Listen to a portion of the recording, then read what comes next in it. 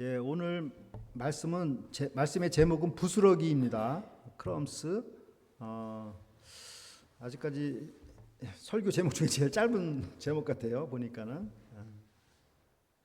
예, 제가 이 말씀을 이제 제가 이렇게 준비하면서 이 테리야끼 이거는 제가 시애틀에 있을 때 그때 이제 그 망한 식당을 찾다가 이제 찾아가지고 15,300불에 사가지고 이제 오픈한 그 가게입니다. 우리 아들 이름을 따가지고 우리 애들 이름 따가지고 수 테리야끼 이렇게 했었는데 제가 이제 이게 왜 기억이 났냐면 제가 참 사람이라는 게 참 간사하다라는 생각이 많이 드는 게 제가 메디슨에서 그 한국 식당을 한 10년을 했을 때는 그 메디슨의 한국인 중에 두 번째 부자라고 이렇게 소문이 났었거든요. 그 정도로 그냥 사람들은 다 이제 이렇게 부자라고 이렇게 생각을 했었는데 제가 한국 갔다 와가지고 이제 완전히 이제 빈털터리가 돼가지고 이제 시애틀로 와서 이제 뭐 일전 한 푼 하나도 없어가지고 이제 식당을 다시 이제 해야 되겠다 해서 이제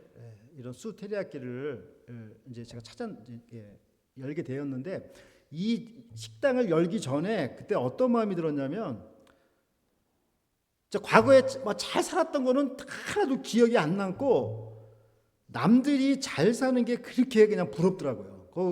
거기 저기 시애틀의 그 어번이라는 지역에 그 한국 사람이 운영하는 그 바디샵이라고 하나 있어요. 근데 그분이 이제 이렇게 자동차 오일하면서 이제 이렇게 지내고 있는데 제가 그 모습을 보면서 너무 부럽더라고요. 야, 나도 좀 저렇게 그냥 편안하게 좀 살았으면 좋겠다 막 이런 생각이 많이 들었던 기억이 납니다. 근데 제가 이제 이 얘기를 왜 하냐면 오늘 이렇게 본문 말씀을 가만히 보니까 그 수로보니게 여인이 지금 헬라인이었는데 예수님께서 자녀의 떡을 헬라인 너희들한테 주지 않고 유대인에게다 주겠다 이런 뉘앙스로 말씀을 하셨거든요. 그 말씀을 들었을 때 이 수로보니게 여인이 유대인이 얼마나 부러울까. 자기는 헬라인인데 유대인이 아니라서 얼마나 부러울까. 이런 생각을 갖지 않았을까. 이제 그런 생각이 들었습니다. 또 오늘 본문과 이제 본문에 비추어서 제가 이 개 그림을 갖고 왔는데 저의 그 개에 대한 그 경험은 제가 그 초등학교 때 이제 사과를 먹으면서 이제 전 숭이 초등학교를 다녔는데 학교에 가다가 큰 셰퍼드 개가 그 사과를 이제 뺏어 먹으려고 하다가 이 제 옆구리를 살짝 이렇게 긁은 그런 기억이 있습니다. 그래서 그 큰 개가 이렇게 으르렁거리면 지금도 이제 무서워하고 또 제가 이렇게 발로 이걸 어떻게 차야 되나 막 이런 미국 사람들은 상상하지 못하죠. 개를 어떻게 발로 차나 할 텐데 저는 막 이제 그런 생각이 있습니다. 자, 그런데 우리 오늘 이제 그 본문에 나오는 개가 나오는데 이 개는 이렇게 threatening 도그가 아니고 애완견입니다. 애완견. 예수님께서는 이 애완견을 얘기를 했습니다.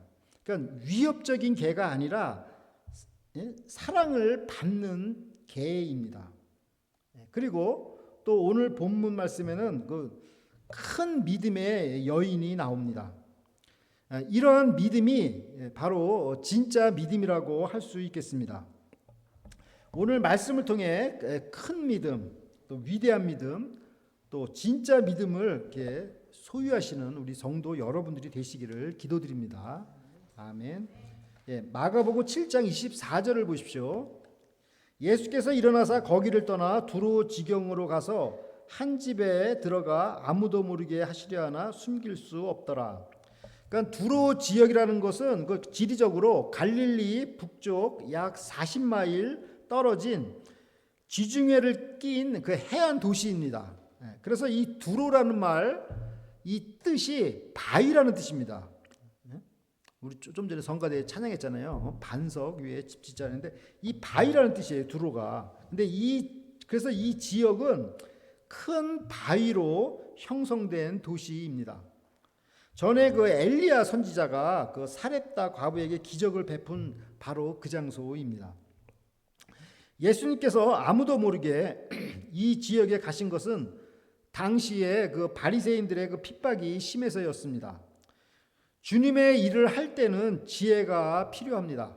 예수님께서는 중대한 사명을 앞두고 그 일을 완수하시기까지는 자신의 몸을 잘 간수하셔야 했습니다. 그런데 이곳에 가서 자신이 감추려고 했지만 숨길 수가 없었습니다. 마가복음 7장 25절을 보십시오. 이에 더러운 귀신 들린 어린 딸을 둔 한 여자가 예수의 소문을 듣고 곧 와서 그 발 아래 엎드리니, 예수님의 소문을 듣고 온 사람은 더러운 귀신 들린 딸을 둔 여자였습니다. 그녀는 아마도 거라사 광인의 치유에 대한 소문과 또 12년간 혈루증을 앓는 여인의 소문, 또 회당장 야이로의 죽은 딸을 고쳐주신 그 소문을 듣고 찾아왔을 것입니다. 자, 이와 그 평행한 성경 본문이 마태복음 15장 22절에 있습니다. 이걸 한번 참고하겠습니다.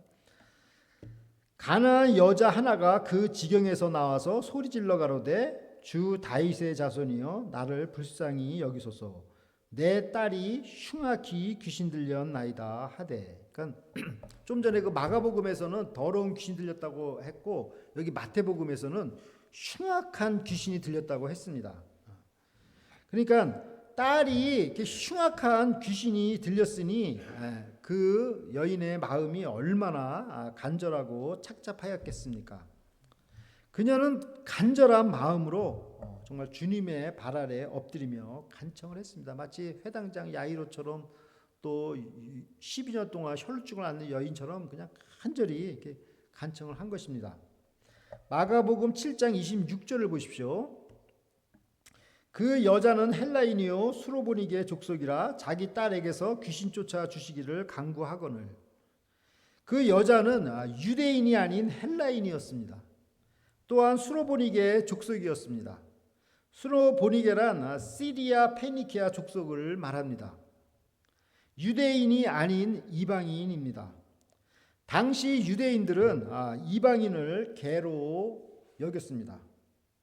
오늘날에도 이슬람 사람들은 유대인을 또 이렇게 반대로 개로 여긴다고 합니다. 이처럼 서로가 서로를 이렇게 경멸하는 이런 가운데 이 이방 여인이 민족적인 감정을 뛰어넘어 유대인이 예수님께 지금 자기 딸의 귀신을 쫓아주시도록 지금 간구하고 있습니다. 마가복음 7장 27절을 보십시오. 예수께서 이르시되 자녀로 먼저 배불리 먹게 할지니 자녀의 떡을 취하여 개들에게 던짐이 마땅치 아니하니라. 그러니까 귀신을 쫓아달라고 했는데 예수님께서는 먹는 지금 떡 얘기를 꺼내셨습니다.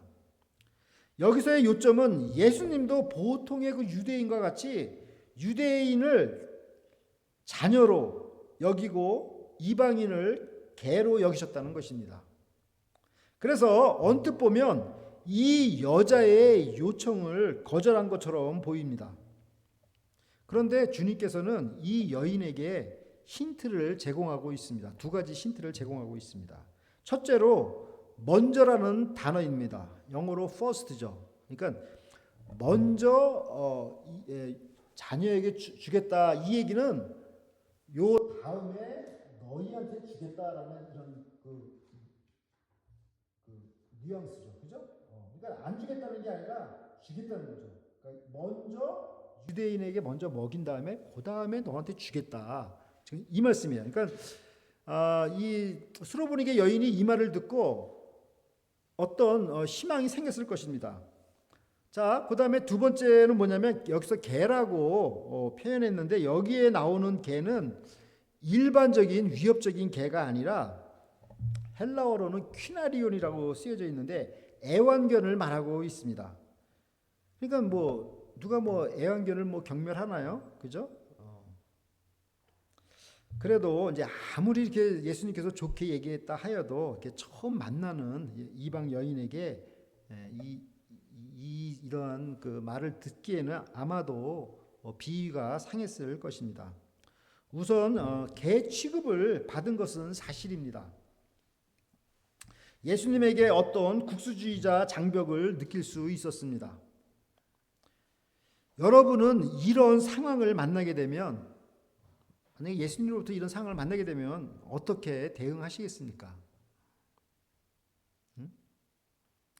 뭐 이런 진짜 개 같은 경우가 다 있나 하고 이렇게 돌아가시는 분도 계실지 모르겠습니다. 그러나 이 여인에게는 어떤 자존심보다도 더 중요한 것은 딸에 대한 애처로운 사랑이었을 것입니다. 마가복음 7장 28절을 보십시오. 여자가 대답하여 가로되 주여 올소이다마는 상 아래 개들도 아이들의 먹던 부스러기를 먹나이다. 여자는 먼저 예수님을 Lord, 주여 이렇게 불렀습니다. 헬라어로는 퀴리에입니다. 이 단어는 마가복음에서 딱 한 번 나옵니다. 여기에 이 여자가 이 단어를 쓴 겁니다. 이때까지만 해도 제자들은 이 로드라는 단어를 예수님께 쓰질 않았습니다.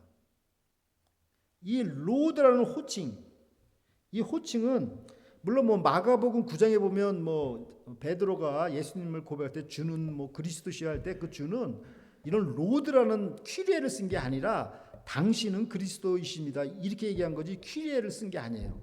그러니까 이 퀴리에는 딱 한 번 나오는데 여기서 이 여자가 쓴 것입니다.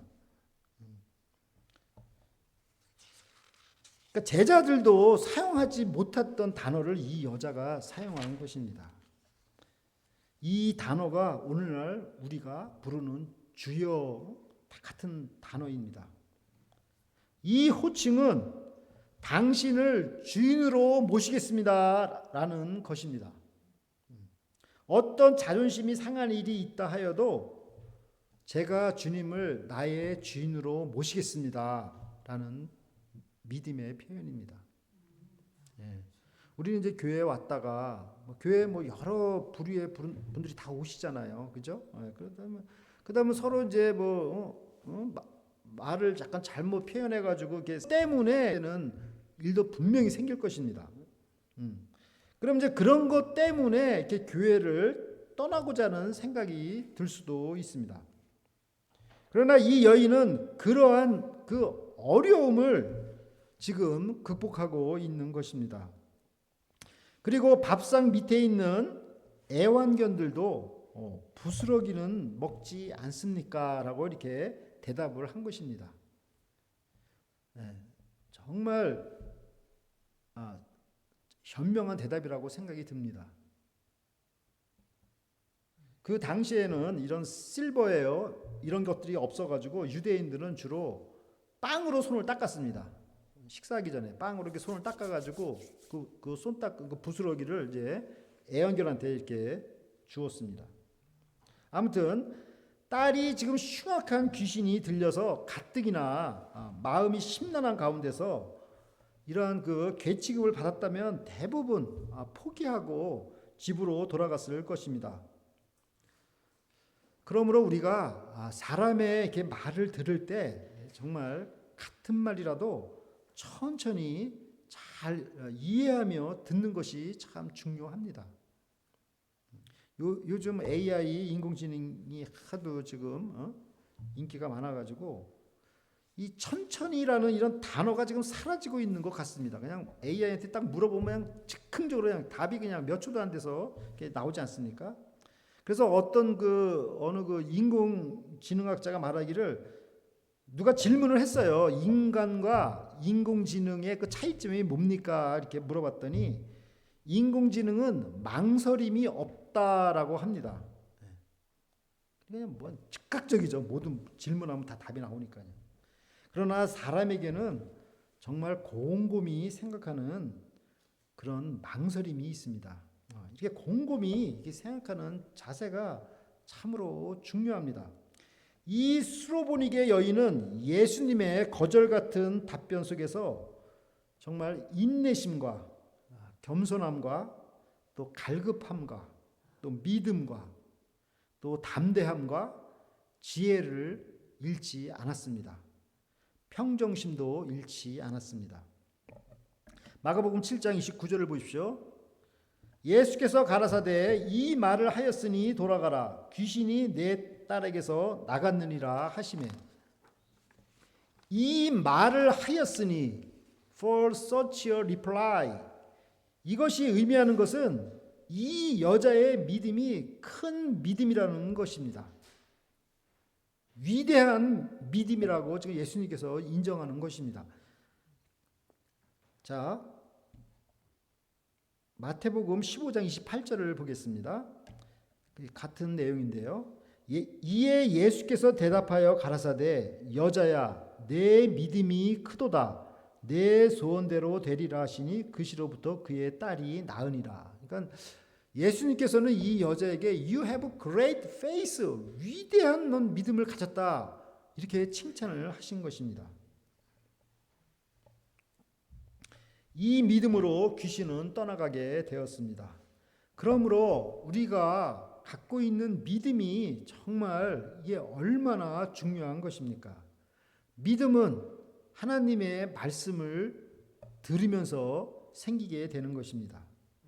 같은 믿음이라도 진짜 이 믿음의 효력이 어떠합니까? 정말 먼 거리에 있는 딸에게서 그 귀신이 떠나간 것입니다. 우리가 이러한 정말 진짜 믿음을 갖기를 기도합니다. 마가복음 7장 30절을 보십시오. 여자가 집에 돌아가 본즉 아이가 침상에 누웠고 귀신이 나갔더라. 아멘. 아이가 침상에 누워 있다는 것은 귀신이 나간 상태로 아주 평안한 상태라는 것입니다. 그리고 여기서 귀신이 나갔더라라고 이렇게 더 디몬 가한인데 이게 헬라어로는 완료 능동태 분사로 이렇게 쓰여졌습니다. 그래서 귀신의 존재가 완전히 떨어져 나간 것을 의미합니다. 이 여인이 받은 그 부스러기 그 선물은 그녀의 생각보다 훨씬 컸습니다. 그녀는 떡덩어리를 바라지 않았습니다. 조그만 부스러기라도 먹게 해달라고 겸손하게 간구했습니다. 우리의 그 부스러기와 같은 간구를 주님께서는 기대 이상으로 은혜를 베푸십니다. 아멘. 그래서 우리 오늘 말씀 우리가 세 가지 키워드로 한번 정리를 해보겠습니다. 첫 번째는 come out, 드러남. 두 번째는 children's bread, 자녀의 떡. 세 번째는 crumbs, 부스러기입니다. 첫 번째 come out. 예수님께서는 그 두로라는 곳에 몰래 가셨지만 그 숨길 수가 없었습니다. 진리의 빛은 숨길 수가 없습니다. 계장승 권사님, 그냥 마음속에 진리의 빛이 충만한 거 그거 숨길 수 있겠습니까? 우리가 진리의 빛 가운데 산다면 사람들에게 결국 비춰질 것입니다. 그 빛이 작은 틈새를 통해서라도 새어나갈 것입니다. 주님은 우리를 세상의 빛이라 하셨습니다. 우리 속에 있는 빛이 세상을 비추기를 기도합니다. 두 번째, children's bread. 예수님께서는 인종차별이 아니라 사명에 초점을 맞추셨습니다. 유대인들이 하나님의 말씀을 맡은 귀한 자녀인 것은 맞습니다. 그러나 타이밍이 있습니다. 언제까지 마냥 자녀에게 떡이 주어지는 것이 아니라 예수님께서 십자가에 죽으시고 부활하시기까지입니다. 그 전에 이 유대인들은 정말 주님의 복음을 영접해야 되는 것입니다. 그 이후에는 그 자녀의 떡인 그 복음이 어디로 갑니까? 이방인에게로 전해지는 것입니다. 그래서 오늘날에는 우리가 그 자녀의 떡을 먹게 되었습니다. 그래서 우리는 늘 정말 감사한 마음을 가져야 합니다. 자, 세 번째, 크럼스 부스러기. 이것은 패러독스입니다. 부스러기라도 먹게 해주세요라고 기도했는데 주님께서는 풍성하게 먹이셨습니다. 반대로 떡덩이를 먼저 먹을 권리가 있는 유대인들은 사람의 전통만을 고수하여 부스러기조차 먹지 못하는 상황이 되었습니다. 그러므로 우리가 가져야 할 자세는 부스러기라도 감사하는 겸손함입니다. 개 취급을 당하여도 주님을 내 끝까지 주인으로 섬기겠습니다. 주님 앞에서 저희는 무익한 종입니다. 라는 자세를 고수하는 것이 중요합니다. 사도 바울은 자신을 깨어지기 쉬운 질그릇에 비유하였습니다. 우리가 자신을 낮출 때 주님께서 높임을 받으십니다. 사랑하는 라크로스 새소망교회 성도 여러분, 더러운 귀신 들린 딸을 둔 수로보니게 여인이 예수님을 찾아와서 귀신을 쫓아달라고 간구하였으나 예수님께서는 자녀의 떡을 개들에게 먼저 줄 수 없다고 거절하셨습니다. 그러나 이 여인은 물러서지 아니하고 현명하게 애완견도 아이들이 먹던 부스러기를 먹는다고 겸손하게 간구하였습니다. 예수님께서는 이 위대한 믿음의 고백 때문에 귀신이 떠났다고 하셨습니다. 정작 자녀의 떡을 먹을 유대인들은 하나님의 말씀 대신 사람의 전통을 고집하였습니다. 오히려 이방인인 수로보니게 여인은 자녀의 떡에 부스러기라도 좋으니 먹게 해달라고 겸손하게 간청하여 기도 응답을 받았습니다. 이 헬라 여인이라고 자존심이 없었겠습니까? 그러나 제자들보다도 주님을 제대로 알고 믿었습니다. 그리고 그 믿음으로써 딸이 고침을 받게 되었습니다. 우리의 기도의 응답이 지연될 때 담대했던 믿음도 점점 수그러지고 계속 기도하는 것을 포기할 수도 있습니다. 기도 제목을 까먹을 수도 있습니다. 이러한 때 우리가 이 수로보니게 여인의 겸손한 기도를 기억해야 하겠습니다. 주님께 부스러기라도 감사하며 구하는 심령을 갖기를 기도합니다. 수로보니게 여인의 믿음을 본받아서 주님으로부터 인정을 받고 모든 문제들을 해결함 받으시는 우리 성도 여러분들이 되시기를 간절히 기도드립니다. 아멘. 다 함께 기도드리겠습니다. 하나님 아버지, 수로보니게 여인의 위대한 믿음을 배우게 해주셔서 감사를 드립니다. 부스러기라도 감사하는 겸손한 믿음, 자존심이 상할 때에 지혜로운 마음을 주셔서 주님을 놓지 않고 끝까지 붙드는 믿음을 갖게 해주셔서 어떤 어렵고 흉악한 일들 속에서도 문제 해결을 받게 하여 주시옵소서. 감사드리며 예수 그리스도의 이름으로 기도드립니다. 아멘.